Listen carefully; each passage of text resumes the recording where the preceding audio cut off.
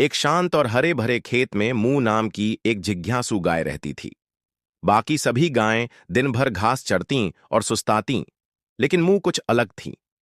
उसे दुनिया देखनी थी, कुछ नया करना था।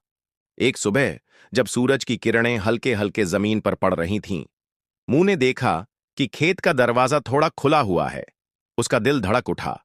उसने खुद से कहा, आज मेरा दिन है, और धीरे धीरे वह दरवाजे के बाहर निकल पड़ी। चलते चलते मूं रंग बिरंगे फूलों वाले मैदान में पहुंची। वहां उसकी मुलाकात एक बूढ़े समझदार उल्लू से हुई। उल्लू ने मुस्कुराकर कहा, जाओ, दुनिया देखो, लेकिन रास्ता याद रखना। आगे बढ़ते हुए मूं एक छोटी सी नदी के पास पहुंची। वहां एक खोया हुआ मेमना रो रहा था। मूं ने उसकी मदद की, उसे शांत किया और उसे रास्ता दिखाया। मेमना मुस्कुराया और बोला, तुम सच्ची बहादुर हो।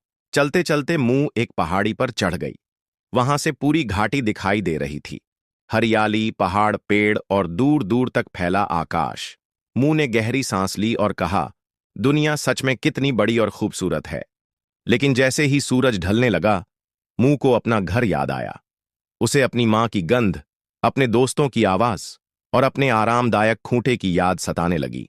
सौभाग्य से उल्लू फिर से मिला और उसने मूं को घर का रास्ता दिखाया।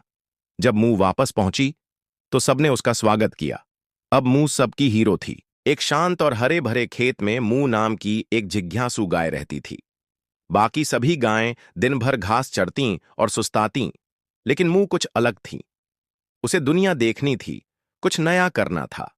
एक सुबह जब सूरज की किरणें हल्के हल्के जमीन पर पड़ रही थीं, मूं ने देखा कि खेत का दरवाजा थोड़ा खुला हुआ है। उसका दिल धड़क उठा।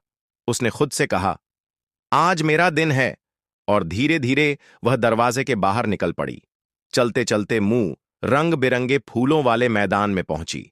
वहां उसकी मुलाकात एक बूढ़े समझदार उल्लू से हुई।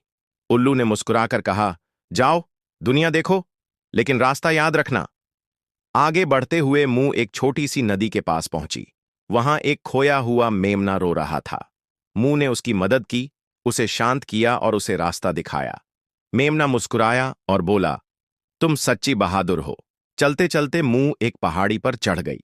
वहां से पूरी घाटी दिखाई दे रही थी।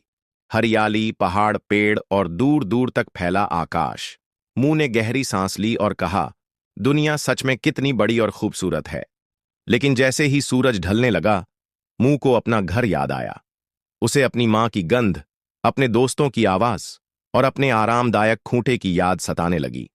सौभाग्य से उल्लू फिर से मिला और उसने मूं को घर